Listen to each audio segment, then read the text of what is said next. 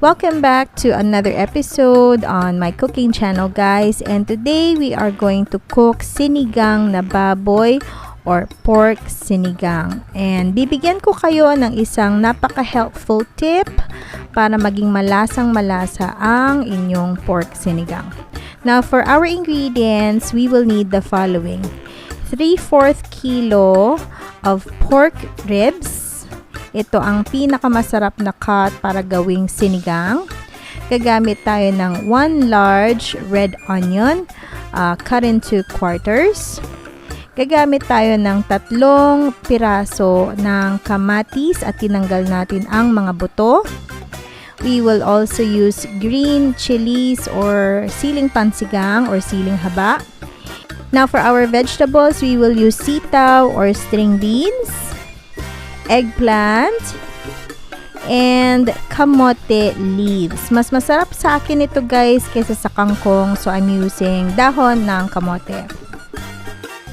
Now, we will also use sampalok mix, and I'm using Knorr for my favorite brand. And then we will also use about 2 tablespoons of cooking oil, and lastly, patties or fish sauce to taste. Now, let's get started on cooking. Now, gagamit tayo ng cooking pot or kaserola, and I'm adding about 2 tablespoons of canola oil. Now, I'm making sure that the bottom of the pot is fully covered with oil. This is to avoid sticking when we start cooking our ingredients. Now, once the oil is hot, we then add our onions. And igigisa natin to hanggang sa naamoy na natin na mabango yung ating sibuyas. Now, hindi natin kailangan itong palambutin ng maigi. But once we start smelling it, we can add our tomatoes. Now, just to share a very helpful tip para hindi mapanis kaagad ang inyong sinigang, what I do is tinatanggal ko yung buto and ginikisa ko ng mabuti. Now, at this point, we will be using fish sauce or patties to taste. Now, ginagamit ko yung aking sandok as my measuring spoon, and I'm adding about 2 ladles of patties or fish sauce. Now, once nakikita ko nang nag-start kumulo yung patis, ilalagay na natin yung ating pork ribs and isasangkot siya na natin ito ng maigi before we start adding our other ingredients.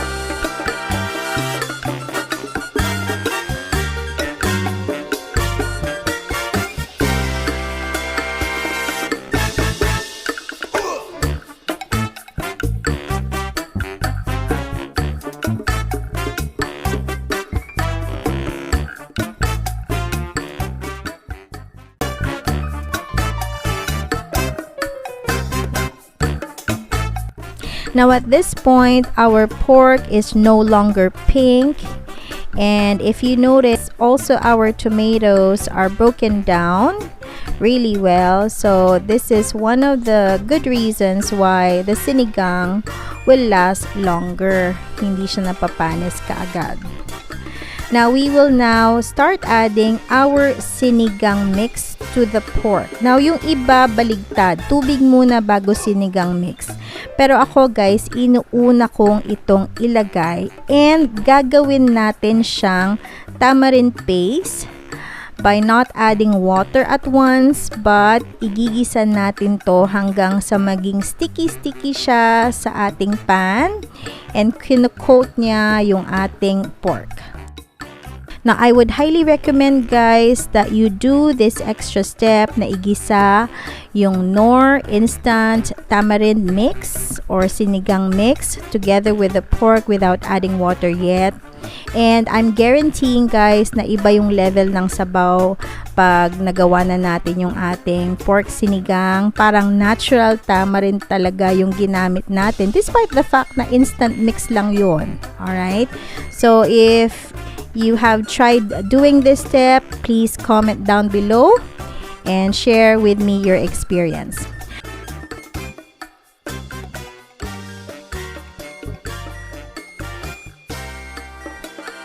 Now, while I'm doing this guys, nagpakulo na ako ng water para hindi tayo sayang sa oras. Pag dinagdag natin yung water, mabilis na itong kukulo at maluto natin yung pork at mapalambot na natin yung pork kaagad.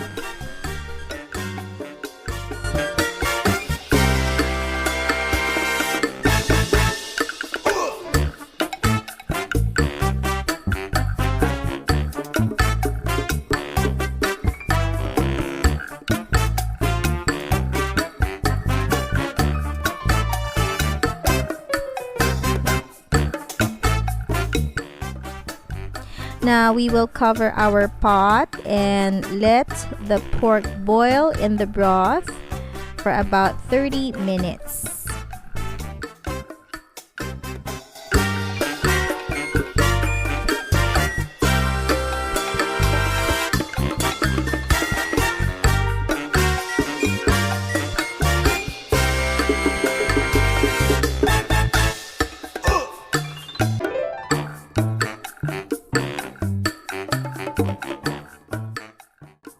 Now, para matest ninyo kung malambot na ang inyong pork, you get a knife and then tusukin nyo lang. Pag hindi na siya lumalaban, it means the pork is tender.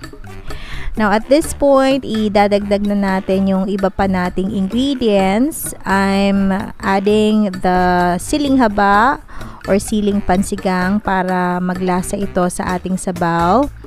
And then, I'm also adding the string beans.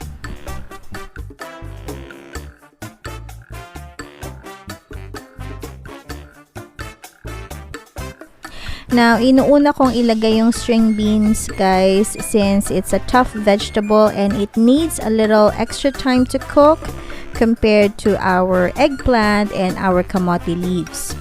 Now, once your pot is briskly boiling for about, let's say, 2 to 3 minutes, pwede na nating ilagay yung ating talong or eggplant. Now, depende na sa inyo kung anong cut ng eggplant ang gusto nyong gawin. Yung iba pahaba, pero ako, mas gusto kong tingnan na bilog-bilog or cylindrical yung ating eggplant. And now, we lastly add our kamote leaves. Now, it's up to you guys kung gusto nyo pa rin ng kangkong. Pero if you wanna try it with kamote leaves, mas masustansya kasi ito compared sa kangkong. And at the same time, mas masarap siya na dahon compared sa kangkong. Now, hintayin lang natin mag-wilt yung ating kamote leaves.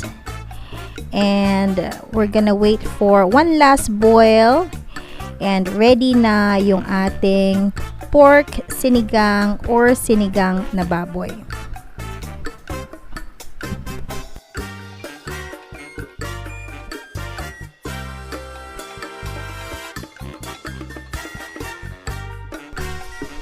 Now, there you have it, our recipe for today, sinigang na baboy. Sana may natutunan kayo sa additional tips and steps na binigay ko para mas maging masarap ang inyong pork sinigang. Now, if you do like this video, please do give it a thumbs up and share this recipe video to your family and friends. And if you're not yet subscribed to my channel, please do so, ENE. And if you would like to receive notifications for my new videos and recipes, you can tap the bell on the side. Thanks again for watching, guys. See you again on another recipe. Bye now.